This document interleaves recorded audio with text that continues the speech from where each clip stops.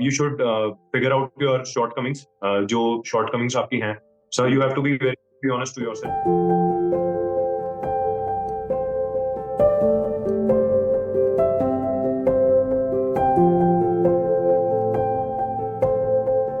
So hello everyone, welcome to ixamBee. So आज हमारे लिए एक बहुत खास दिन है। नाबार्ड के रिजल्ट्स ऑलरेडी आउट हो चुके हैं एंड आज हमारे साथ है ऋषभ वर्मा।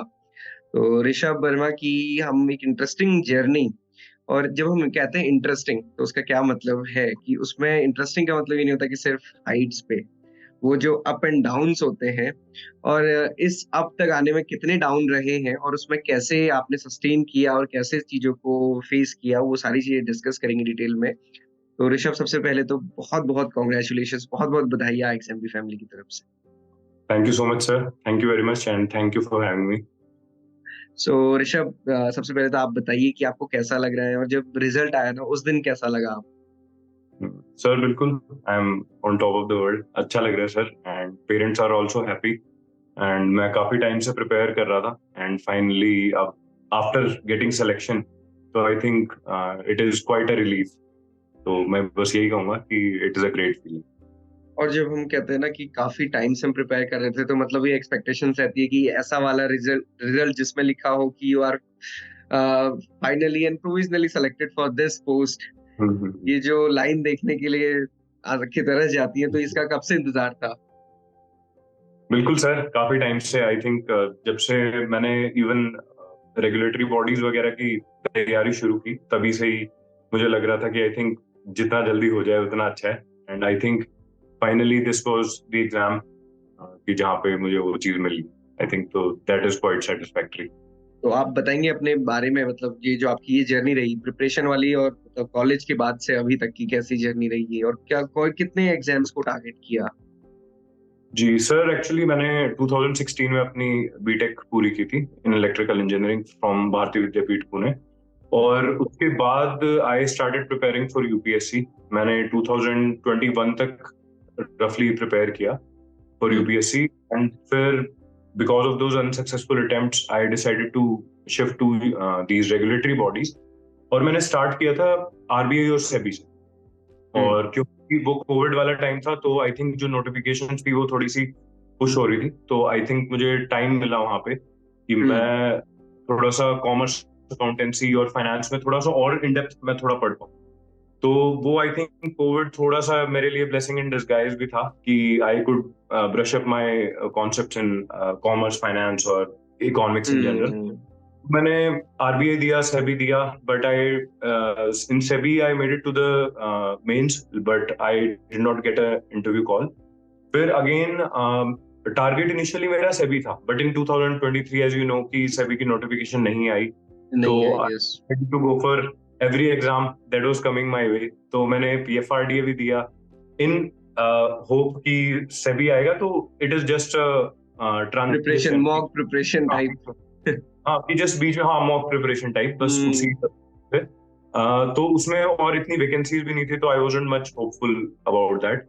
और सेम विद आईएफएससी भी वैसे मैंने दिया था बीच में, तो उसमें भी इतनी ज्यादा वैकेंसीज नहीं थी, तो you can never be sure. तो यही था। And after that I prepared for RBI, and in RBI my preparation was I think pretty decent. But by mains क्या हुआ कि मुझे डेंगू हो गया। यहाँ पे काफी डेंगू का आउटब्रेक था एट दैट टाइम। तो just before mains I was hospitalized for 10 to 15 days। तो आई थिंक वो मेरा मेंस काफी खराब गया। And I think after that थोड़ा सा शेकी एक पीरियड आया कि मुझे लगा कि अब प्रिपरेशन छोड़ देनी चाहिए या I should look for other options. तो उस टाइम पे फिर मैंने फिर with I think suggestion of a very good friend of mine who was preparing with me, so I prepared for NABARD, and by God's grace I think I am selected now. So this has been my journey by far. So again, जैसे मैंने starting में कहा था ना कि ये आज इस अप में आने के लिए तो बिल्कुल ऐसे डाउन से ही चलना पड़ता है। इस बीच में आपने बहुत सारे एग्जामिनेशन दिया और आपने बोला कि रफली you prepared for UPSC up to 2021। रफली मींस रफली अबाउट इयर्स और रफली about your preparation? I think preparation तो आपने अच्छे से की होगी उसकी। हाँ जी, हाँ जी। तो यूपीएससी की जो प्रिपरेशन करते हैं ना, मतलब आपको पता है कि UPSC one of the important और मतलब हाईली रेटेड एग्जामिनेशन है इंडिया का, मोस्ट कॉम्पिटिटिव एग्जामिनेशन, और इतनी द कॉम्प्रिहेंसिव प्रिपरेशन उसके लिए करनी पड़ती है। तो जब उसमें मतलब 2 या 3 बार प्रिपेयर करने के बाद नहीं होता है, तो वो कैसी फीलिंग होती है जब आपका सिलेक्शन नहीं हो रहा है? तो आपको क्या लगता है कि इसको कंटिन्यू करें, अभी हमने बहुत पढ़ लिया है, या फिर अल्टरनेट देखें, एग्जाम्स देखें या कुछ, वो थोड़ा-सा बताइए? सर आई थिंक उस टाइम पे मैं थोड़ा सा क्लियर माइंडेड था एट दैट टाइम, क्योंकि मुझे लग रहा था कि I am stuck in this exam, तो there is no point in going ahead just with that. और यूपीएससी में क्या है कि मेंस में, इवन आज की डेट में, इवन प्रीलिम्स में भी काफी अनसर्टेनिटी हो गई है। बहुत यू ज्यादा। कैन नेवर नो, इवन अगर कोई टॉप रैंकर है, ही डजंट नो कि next year whether he will be able to clear prelims और नॉट।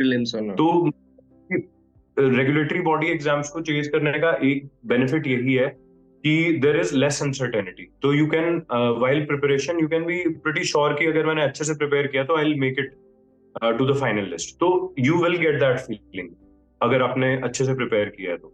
बट आई थिंक उसी टाइम पे मुझे लगा कि मुझे रेगुलेटरी बॉडीज के लिए प्रिपेयर करना चाहिए, and if I make it to a regulatory body which is very reputed organisations, उसके बाद मैं कंटिन्यू कर सकता हूँ। I can look for UPSC और and people do it also. तो आई थिंक ट्रांजिशन मेरे लिए इजी था उसमें। और इनफैक्ट वो, मैं तो कहूंगा कि UPSC is like a gateway to these exams, कि जिसने प्रिपेयर किया है तो इंजीनियरिंग बैकग्राउंड के बाद इकोनॉमिक्स, फाइनेंस या इस तरीके के सब्जेक्ट्स में आना अदरवाइज थोड़ा सा डिफिकल्ट हो जाता है। But if you have prepared for UPSC, तो I think the transition is quite easy for you, मुझे ऐसा लगता है। और वो पता है कि सेबी वाले केस में मेरे लिए वो कोविड का टाइम रहा, जहाँ पे मैंने कॉमर्स एंड अकाउंटेंसी और उसके थोड़े कॉन्सेप्ट समझ लिए मैंने काफी, और इवन मुझे वो थ्रू आउट हेल्प की उन चीजों ने बाद में भी। I did also a few certification courses as well in between, so I think were helpful. Actually मुझे ये लगता है कि यूपीएससी की जो प्रिपरेशन करते हैं ना, तो ये जो रेगुलेटरी एग्जामिनेशन का पैटर्न अब बन चुका है, डिस्क्रिप्टिव ओरिएंटेड और इंटरव्यू ओरिएंटेड, तो ये बहुत बेनिफिट, या फिर हम कहते हैं बहुत हेल्प मिलती है यूपीएससी टाइप की प्रिपरेशन से। तो नाबार्ड की प्रिपरेशन कैसी रही आपकी? ये थोड़ा सा एक ये फैक्टर रहता है कि जी मैं ये कहता कि नाबार्ड की कौन सा अटेम्प्ट आपका था, और नाबार्ड का ना ये कौन सा अटेम्प्ट आपका था, और साथ ही साथ नाबार्ड की प्रिपरेशन की पूरी स्ट्रेटेजी आपकी क्या रही? ओके, तो सर मेरा I think first serious attempt है, वैसे सेकंड अटेम्प्ट है। आई थिंक मैंने 2019 में कभी एग्जाम दिया था, but that was during my BSc preparation.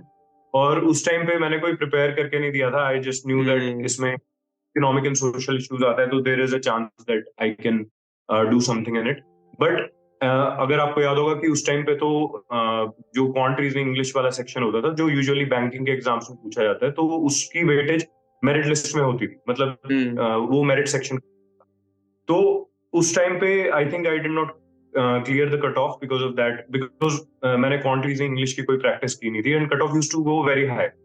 NABARD का जो पैटर्न होता था वो इजी होता था, तो बैंकिंग स्टूडेंट्स जो बैंकिंग के लिए प्रिपेयर कर रहे होते थे, they used to score very good in those sections, that's why. तो मुझे लगा कि this is not an exam for me. But again फिर जब 2020-21 में जब इन्होंने चेंजेस किए, मेरिट सेक्शन से हटाया उसको और सिर्फ उनको नॉन मेरिट सेक्शन में डाल दिया, तो I thought that there is a very good chance in these exams. तो फिर मैंने इसके लिए नाबार्ड के लिए भी सोचा सीरियसली इन 2023। एंड जैसे मैंने बताया 2022 में मैं थोड़ा सा सेबी पे फोकस ज्यादा था मेरा, एंड आई वाज एक्सपेक्टिंग कि नोटिफिकेशन आएगी इन 2023, but it did not happen. So I went for RBI and I also went for NABARD.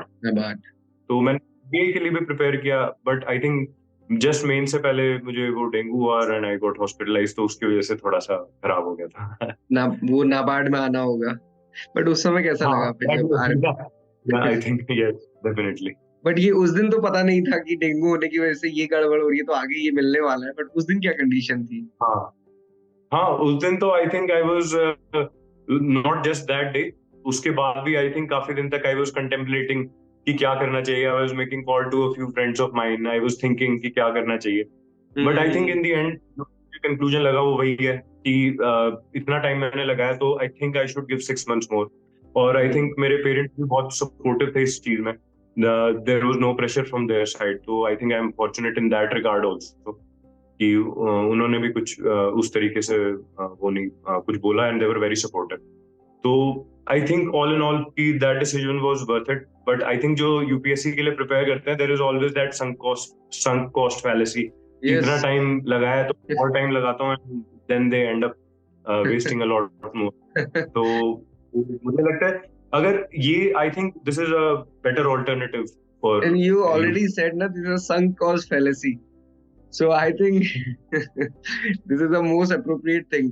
The sunk cost, because we are generally thinking that इतना तो पढ़ लिया है यार, क्या पता बस इस बार थोड़े से में ही और मेहनत से ये हो जाए. And fallacy making, कैसे भी रिलेशन हम बना लेते हैं. मतलब आपको लगता होगा कि मतलब जनरली ऐसा होता नहीं है. जैसे इवेंचुअली आपने ये मेंशन भी किया कि यूपीएससी में इस बार अगर किसी को इंटरव्यू तक गया है, हम नहीं कह सकते कि वो प्रीलिम्स उसका क्लियर होगा. Same thing is in the NABARD also now. बच्चों के बिल्कुल बहुत अच्छी प्रिपरेशन से डिसीजन मेकिंग की वजह से क्लियर नहीं होता. क्या कहेंगे? और सर कंपटीशन बहुत हाई है इस पॉइंट ऑफ टाइम पे. जैसे अगर आप, आई डोंट नो मेंस के मार्क्स, अभी तो मार्क्स आए नहीं है, बट इफ यू तो विल सी कि लोग सिर्फ they are lagging behind by 0.5 marks और 1 मार्क और 2 mark in every in every phase. तो आई थिंक सर्टेनिटी तो रहेगी. So you have to be ready for that. You have to buckle up for that. There is no. Definitely. So आपने कैसे इसको target किया? मतलब आप अपनी और स्टडीज की तरह ही इसको कर रहे थे या इसके लिए कुछ स्पेशल स्ट्रेटजी बनाई? Okay, तो सर आई थिंक मैं इसको पार्ट वाइज बता देता हूँ थोड़ा सा कि ESI, ARD और उसमें क्या है. प्रीलिम्स और मेंस की अलग से नहीं, वही कंबाइंड स्ट्रेटजी थी. जब मैंने आई थिंक अगस्त में, फर्स्ट वीक ऑफ अगस्त से मैंने प्रिपेयर करना स्टार्ट कर दिया था, बिकॉज देयर वर न्यूज की NABARD के बस at that time only I started preparing. I decided after that 1 week of contemplation, I decided कि मैं अब फाइनली ये करूंगा. तो that's it. I decided कि अब मैं फुल टाइम इसके लिए प्रिपेयर कर रहा हूँ. तो फिर मैंने ESI ARD से स्टार्ट किया. थोड़ा मैंने पहले ARD स्टार्ट किया. एक दो कुछ कोचिंग इंस्टीट्यूट्स के जिनके नोट्स अवेलेबल थे, ऑनलाइन मिल गए थे, कुछ फ्रेंड्स ने शेयर किए थे मेरे साथ. तो उन्हीं को मैंने बेसिस मान के स्टार्ट की प्रिपरेशन. तो ARD में आई थिंक जो एक इम्पोर्टेंट पॉइंट ये है कि यू हैव टू रियलाइज कि कहाँ तक पढ़ना है, कहाँ तक नहीं पढ़ना. बिकॉज ARD में you can go at in any depth. तो वहां पे मुझे ऐसा पहले वही सिंपल स्ट्रेटजी जो हर एग्जाम के लिए है कि you have to look at the question papers, और I noted down the themes कि किस थीम से पूछा हुआ है ऑन अ सिंगल पेज, ताकि मुझे वो बार बार याद रहे. In a diary I noted it down कि कौन सी ब्रॉड थीम्स हैं. फिर उसके अलावा मैंने हर चैप्टर के बारे में 2 से 3 पेजेस के अपने शॉर्ट नोट्स बना लिए for every heading in the ARD section, specially the very technical ones like something like soil science and other things, और जो शुरू में जो क्लासिफिकेशन से लेके from the very basic topics. तो आई थिंक मेरे पास 40-50 पेजेस के अपने ARD के भी नोट्स थे, जो मैंने हैंड रिटन नोट्स, मैंने नोट्स के भी नोट्स बना लिए. तो दैट इज या, क्योंकि ARD में काफी कुछ क्रैम करने का भी है. तो और जब आप उस बैकग्राउंड से नहीं है तो वो तो और ज्यादा फिर लगता है कि इसमें पता नहीं क्या हो. ये तो हाँ बिल्कुल sir, to memorise all the animal breeds and all, it is not very interesting thing to do and not very easy as well. तो मैंने बस वही किया कि किसी तरीके से रटा उनको. एंड आई थिंक कुछ एग्रीकल्चर स्पेसिफिक कोचिंग इंस्टीट्यूट्स हैं, तो उनकी स्लाइड्स, उनके आई थिंक टेलीग्राम चैनल्स होते हैं, तो उनपे जो वो वीडियो लेक्चर्स होते हैं उनकी स्लाइड्स मैंने डाउनलोड कर ली. तो हाँ, तो वो भी काफी हेल्पफुल थी मेरे लिए. आई थिंक कुछ एनिमल हस्बेंड्री और कुछ ऐसे फिशरीज जैसे टॉपिक्स में कि जिसमें थोड़ा मेमोराइज करना होता है, नाम्स वगैरह रटने होते हैं, तो वो थोड़ा सिंप्लीफाइड वे में हो. एंड यू नो कि in agri related exams what kind of questions are asked. तो और NABARD उसमें कैसे, in agri related they might be asking some difficult questions, but NABARD में they are asking quite simple and quite simple questions. I think that is the thing. But ARD में एक जो challenge है वो यही है कि आपको बहुत सारे टॉपिक्स वो करने पड़ेंगे जहाँ पे लो रिटर्न है, जैसे नेम ऑफ द ब्रीड्स. तो ये सब तो करना पड़ेगा. That is the challenge. तो मेंस के लिए भी इसको ऐसे ही कंटिन्यू किया था, नोट्स बना रहे और प्रिपेयर कर रहे खुद से. थोड़ा सा मेंस में मैंने आफ्टर प्रीलिम्स फिर मैंने मेंस में एक सेट ऑफ क्वेश्चंस बना लिए थे। अगेन मेरे पास एक डॉक्यूमेंट थी जिसके अंदर पूरे ऑनलाइन थी किसी कोचिंग इंस्टीट्यूट की, जिसमें बहुत सारे अराउंड 50-60 क्वेश्चंस थे। तो those questions were covering almost every topic. तो मुझे in mains also there are two kinds of questions कि one is the very basic question कि आप you just state the extension methods, and the other one might be very specific कि they are asking reference of a report, they are asking you to write something. तो जो generic questions के लिए what I did कि I made a list of those questions and I started making fodder material for that. तो that was my strategy. And reports के लिए तो वही है कि whatever is available in the market की जो भी कोचिंग इंस्टीट्यूट्स ने जो रिपोर्ट्स की कंपाइलेशन दे रखी है या जो करंट अफेयर्स में आ रहा है, दैट इज मेन रिवीजन के लिए। ये तो है, बट आपको लगता है कि जो ये फेज 2 में डिस्क्रिप्टिव है, ये यूपीएससी की प्रिपरेशन की वजह से हेल्प करता है स्टूडेंट को? सर आई थिंक अगर यूपीएससी की प्रिपरेशन है तो you know how to describe some, you know how to write your answer, you know how to explain that. But I think कि अगर किसी ने भी ग्रेजुएशन की है, द आई थिंक बेसिक फंडा वही है, the way you we used to write answers in our graduation with explanation starting with the definition and then the main points, वही स्ट्रेटजी है। There is no separate thing कि कोई if someone has prepared for UPSC तो he knows something better than you. अगर आपने college, if you are a college graduate, तो I think you are good to go. आपने जो अपने college के एग्जाम्स में जिस तरीके से लिखा है, आई think that is the only you. और आप ज्यादा कॉम्प्लिकेट भी नहीं कर सकते क्योंकि वहां पे एग्जाम में टाइम भी नहीं होता इतना कि आप बहुत कुछ फैंसी चीजें सोच सको।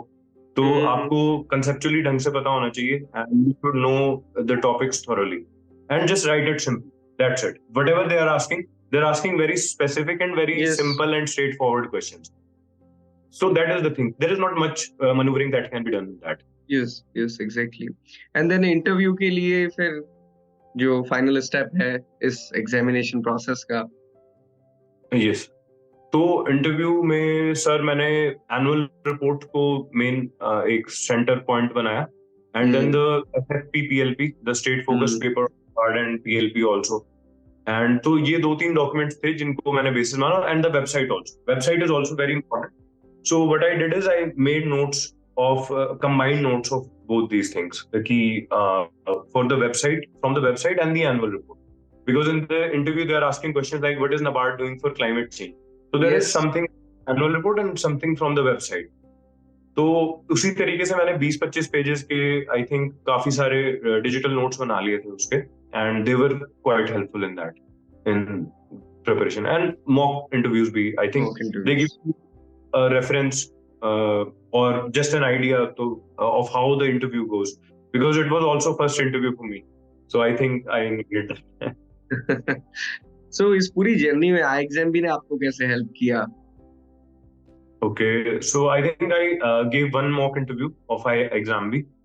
I think it's Chandra Prakash Joshi sir, and there I think they were the way they were asking questions, and they also in the I think in the feedback also Amit sir was there, and he told me some, because he also has he has also appeared for these exams in the past. Yes. तो उन्होंने काफी कुछ specific चीजें बताई कि किस तरीके से बेसिकली क्वेश्चंस जाते हैं। We have a perception about interview in a certain way, तो उन्होंने बहुत क्लियरली बताया कि this is how they ask questions and this is how you approach these questions without used. So I think that was very helpful, that thing that they told. Yes, yes. So अभी जो ये पूरी journey है, क्योंकि again हम कह रहे हैं ना कि जो 2016-17 से प्रिपरेशन स्टार्ट हुई, 2024 पे जाके एंड हुई, ये 2024 की 21st को ही पता चला ना, बट उससे पहले तो अनसर्टेनिटीज का इतना बड़ा अंबार था। उसमें आपने एक चीज क्लियर किया कि फैमिली की तरफ से आपको कभी प्रेशर नहीं फील हुआ, ये एक बहुत अच्छी चीज है। अदरवाइज फैमिली और रिलेटिव से हमें बहुत अनड्यू प्रेशर होता है। तो आपको क्या लगता है कि इस पूरी प्रोसेस में ना, तो जो स्टूडेंट्स अभी हैं उनके लिए आप क्या कहना चाहेंगे? Sir, I think you should evaluate your situation very practically with a cool head, and I think take a decision whatever you want to do, whether you want to continue the preparation, whether you want to shift to other exam, and you just have to commit to that decision. क्योंकि आप half heartedly नहीं जा सकते इस exam में. This is not the exam कि if you go Yes. half heartedly or you prepare it along with some other exam The or exam.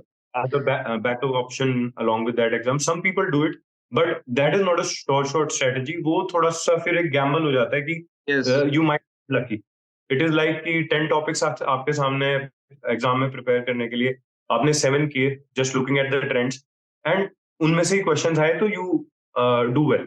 But I think that is not a very good strategy. So I think मुझे Yes. ऐसा लगता है कि आप fully decide करना चाहिए, and then you have to give 100% to these And exams. as you mentioned, you prepared very rigorously for the even for the interview, like the NABARD reports and NABARD website. You made so many digital reports. So again, it is not very easy. You know, पहले से क्या होता था interview में हमें लगता था अरे चलो इंटरव्यू अब तो ये हो जाएगा. हाँ But nowadays मतलब बहुत ज़्यादा competitive हो हाँ गया है. मतलब everyone is very well prepared ना. Even when we yes were sir. doing the mock Absolutely. interview, so the same kind of reflection we were getting, Yes. because Yes sir. every student is at par with the all the kind of NABARD things. So हमें Yes लगता sir. था कि ये तो really बहुत challenging है. Yes. And I think वही है सर कि I think in NABARD interview also, if you look at the transcript and other things, कि Yes. the kind of questions that they ask you, it's almost scripted. So Yes. the thing that to stand out is that I think that one step preparation, that one step more that you take than others. So I think out of the, if they ask you a very simple question, what is RITF?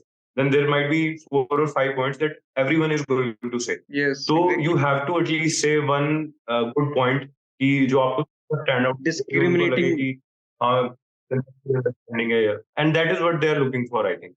In Yes. interview also, I think the panel was very cordial and they were carefully listening to my answer. They never interrupted or tried to grill me or anything. So I Hmm. think it was smooth in that Yeah, regard. I have not seen many time grilling kind of things. मतलब मुझे नहीं लगता कि ये grilling होती है. They just want to understand कि student You को are not कितना पता audible, है. sir. Am I not audible? Can you please repeat your question? Am I not You're not. audible now? Yeah, you are audible. Okay. Yes, so I was again mentioning that nowadays interviewers are not doing any kind of grilling. They are just listening to whatever the student is saying, and they are changing their questions. So what is the Yes, point? The grill करने का भी क्या point yes, yes, yes. है? बिल्कुल. So ये sir तो है. वहां वो पे भी मुझे ग्रिलिंग भी मुझे लगता है तब होती है ना जब आप कॉन्फिडेंटली गलत गलत बोलते चलते हैं, हाँ हाँ दैट इज तभी होती है. यस, सो आपका कोई फाइनल थॉट या फिर कोई भी जो चीज आपको लगता है कि स्टूडेंट्स को पता चलनी चाहिए और आपकी बात उन तक जानी चाहिए, ऐसी कुछ? I think sir you should figure out your shortcomings.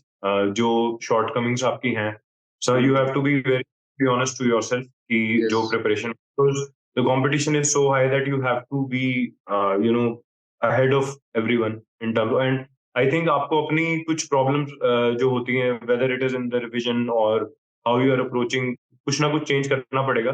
That is the only doubt. You just figure out what it is and just try to eliminate that problem. I think this is one thing that I can say. But based on this complete interview, na Rishabh, I want to say one thing to you. You should write something, or what can I say, कि कुछ एक paragraph लिखो या फिर कुछ भी एक लिख सकते हो, and give the title uh, sunk cost fallacy, because you बिल्कुल. understand all the concepts of commerce. So I think sunk cost, even many a time whenever I'm asking this question, now what is sunk cost, so students are not able to answer even from the commerce background because of again different preparation. But how you use the sunk cost fallacy and how you correlate it with your experience, ना, so that is very important, because her time जब भी student alternately सोचता है ना, तो उसको ये लगता है यार कि मैं कहाँ जाऊंगा, अभी इतना तो पढ़ लिया, थोड़ा सा और पढ़ लेता हूँ, और ये थोड़ा थोड़ा हाँ थोड़ा करते हैं ना, कहाँ पहुंचते नहीं पता. बिल्कुल sir. So you can do if you want. बिल्कुल sir, I'll give it a try. So again, many congratulations again, and thank you for coming Thank you very much, sir. and Thank you discussing for having me. all your preparation with us. Okay? So all the very best Thank for you your so much, future sir. also. It was nice talking to you. Thank you so much, sir. This is done. तो again time हो गया ना काफी, इसीलिए starting में जब हम discuss करते हैं ना, तो मैं इसीलिए आप रोकता बच्चे को कि भाई दोबारा बोलना पड़ेगा. एक बार हाँ, हाँ, मुझसे बात करो, फिर एक बार बच्चों से बात करो। हाँ, हाँ, हाँ, हाँ, ये तो है। ठीक। चलिए काफ़ी अच्छा रहा। दिन में तो हाँ जी। ठीक, तो मतलब आपका अनफॉर्च्यूनेटली जो भी इश्यू रहा होगा, एक्चुअली मेरे को भी अभी यहाँ से देहरादून से ना शिफ्ट करना था, तो मैं उसी समय ना मैं 2 बजे के टाइम पे जो ट्रैवल वो ओके, था ओके, मूवर्स एंड पैकर वाला ना, वो आ गया। मैंने कहा यार आधा घंटा ओके। रुक जा अभी। तो बट हाँ, वो हाँ, हाँ, हाँ, अचानक से हुआ ना, आप कैंसल हुआ, मैंने कहा प्रज्ञा बिल्कुल ठीक है, कोई नहीं, शाम को शिफ्ट करो इसको। हाँ, हाँ, हाँ, जो होता है अच्छे के लिए होता है। सही है सर। तो अभी सर आप फुल टाइम अभी कोचिंग पे ही कर रहे हो या कहीं अब जॉब भी कर रहे हो? नहीं, नहीं, फुल टाइम अच्छा। ये जॉब ही है, हाँ जी, हाँ जी। नहीं, यही ये तो जॉब है। सर अच्छा ही है। आई think this is the best job sir. कहाँ दिस टाइम इज मिलता है, यू। मतलब मैं आपको बताऊँ, अभी मैं अगर आपको अपना कैलेंडर शेयर करूँगा कल का, मंडे का, मेरे हाँ सुबह जी। 8 बजे से रात के साढ़े 9 बजे तक इंटरव्यूज़ हैं। हाँ, मॉक इंटरव्यूज़ हाँ, हैं आईबीपीएस एएफओ के। तो नाबार्ड खत्म होता है, एएफओ शुरू होता है, बहुत हाँ, मतलब ऐसा भी नहीं है, बिल्कुल मतलब सर। मे बी हो सकता है स्टूडेंट्स को लगता है कि टीचर का क्या काम है कि यूट्यूब वीडियो बनाई, क्लास ली, बात खत्म, ऐसा तो हाँ, बिल्कुल हाँ, भी नहीं। हाँ, हाँ, उस हाँ, उस पीपीटी बिल्कुल बनाने सर। के लिए भी कितनी मेहनत करनी पड़ती है। खैर, हर बट आई जगह थिंक मतलब सर ये वो वाली चीज है कि if someone like you and I who enjoy doing explaining and teaching and all this kind of stuff, तो 8 या 10 घंटे इतना फील नहीं होते। लगता नहीं है। It might exactly. Feel in at some other place कि कहीं और काम कर रहा हो बंदा, बट ऐसी जगह पे फील नहीं होता कभी। ये तो तो है। सही है सर, बढ़िया। ये तो है इंटरेस्ट। और पता है, मैं हमेशा जब मॉक इंटरव्यू में बच्चों से पूछता हूँ ना, why you want to join NABARD, तो स्टूडेंट ना जनरली आंसर ऐसे देते हैं, मैं कहता हूँ यार ये मशीन आंसर्स मत दो, मतलब सिंपल सी हाँ, चीज ये हाँ, समझो कि आपका इंटरेस्ट कैसे दिख रहा है नाबार्ड की तरफ। बिल्कुल, बिल्कुल। भाई आई थिंक नाबार्ड वही आपको। सर एक ना पॉइंट जो शायद मुझे बोलना चाहिए था इंटरव्यू में ना, ऑथेंटिसिटी बहुत मैटर करती है यस। कि जो बात मेरे मुंह से अच्छी लगेगी, it might not sound good from someone else's mouth, तो सही बात दूसरे है। के आप उसको कॉपी मत करो। जो आपकी पर्सनैलिटी आपके उसके इंडिविजुअल उसके हिसाब से है, तो यू कैन से। मैं कई बार ऐसी चीजें कुछ बोलता था बीच में इंटरव्यू में, लोग मुझे कई बार मना कर देते कि नहीं मत बोलो, but use I still say this thing, क्योंकि मुझे पता है कि जिस तरीके से मैं बोल रहा हूँ और जो बात मैं बोल रहा हूँ वो मेरी पर्सनैलिटी से ठीक है, it goes well with that. तो आई थिंक उसमें कोई इशू नहीं। मैं तो इवन कहता हूँ कि मॉक इंटरव्यू के बाद ना कि भाई देखो, ये मॉक इंटरव्यू वगैरह सब कुछ करो, बट लास्ट में ना ये मॉक इंटरव्यू करते करते मशीन मत बन जाना। आपकी ओरिजिनलिटी इंटैक्ट हाँ, रहनी चाहिए। कई बार ना मॉक इंटरव्यू हाँ, देने देने के बाद ना वो ओरिजिनलिटी गायब हो जाती है। हाँ, नहीं ऐसे हाँ, बोलो, नहीं ऐसे बोलो, नहीं ऐसे बोलो, अरे क्यों, मैं हाँ, जैसा हूँ मैं वैसा हूँ। हाँ, बिल्कुल, मतलब बिल्कुल, चेंजेस तो आते हैं, वो आप बिल्कुल सर। समझते ही हैं। खैर, चलो सर ठीक है, मैं ये काफ़ी बहुत अच्छा ना, रहा। हुँ, हाँ, मैं बताओ, बहुत बताओ। लाउड एंड क्लियर एकदम ऐसे बात करता हूँ, तो मेरे को काफ़ी लोगों ने बोला कि थोड़ा हम्बल रहना, कि ऐसा लगता है कि you try to assert yourself too much. तो मैंने कहा यार ये कंट्रोल नहीं कर सकता गॉन मैं आर इस सब पे। दोज़ डेज़, जब गवर्नमेंट में बिल्कुल जी, जी, जी वाले लोग चाहिए होते थे, अब हाँ, हाँ, नहीं हाँ, है ऐसे। हाँ, अब कहाँ बिल्कुल, चाहिए, ऐसे नहीं चाहिए, और ये पता है बिल्कुल, बिल्कुल, इंटरव्यूअर्स को भी बिल्कुल। पता है। बिल्कुल। चलिए ऋषभ, बहुत अच्छा लगा। आगे किसी स्टूडेंट को कोई हेल्प चाहिए होगी तो हम आपको फिर से कनेक्ट कनेक्ट करेंगे, ओके सर, ठीक है? डेफिनेटली।